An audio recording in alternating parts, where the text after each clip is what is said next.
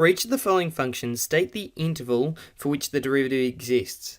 For part A, we have a hybrid function, where x squared is the rule that describes the graph for x is an element of negative infinity to 1, not included, and the linear equation x minus 2 describes the graph for x is an element of 3 included to infinity. So the graph is shown, and what we can do is we can immediately see that there's a point of discontinuity here. And we know that the derivative will not exist at the endpoints and across the interval where there's a point of discontinuity. So for part A, the derivative is going to exist for x as an element of negative infinity up until 1 not included, union with 3 not included because it's an endpoint, all the way up to positive infinity. For part B, we have another hybrid function f of x is equal to, and this time it's two linear equations. For x is an element of negative infinity to 2 included, it's described by negative x plus 2, and for x is an element of 2 not included to infinity, it's described by the rule x minus 2. And the graph is shown here. If we inspect the point x equals 2, you can see that it is a sharp point.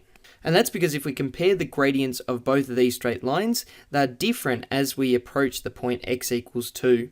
And we know that the derivative will not exist where it is at a sharp point.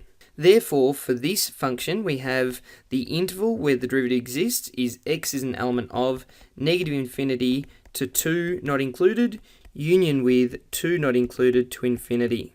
For part C, we have the rule y equals 1 divided by x plus 3, which is a hyperbola.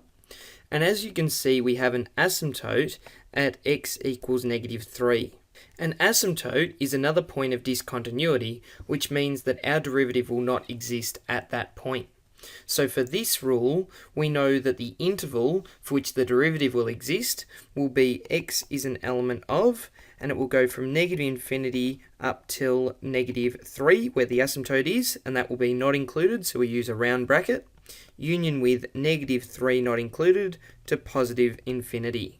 Finally, for part D, we have a square root graph, where there is an endpoint at x is negative 5. A function is not differentiable at an endpoint, therefore the interval where this function will be differentiable will be x is an element of negative 5 up until infinity, both not included, so we use round brackets.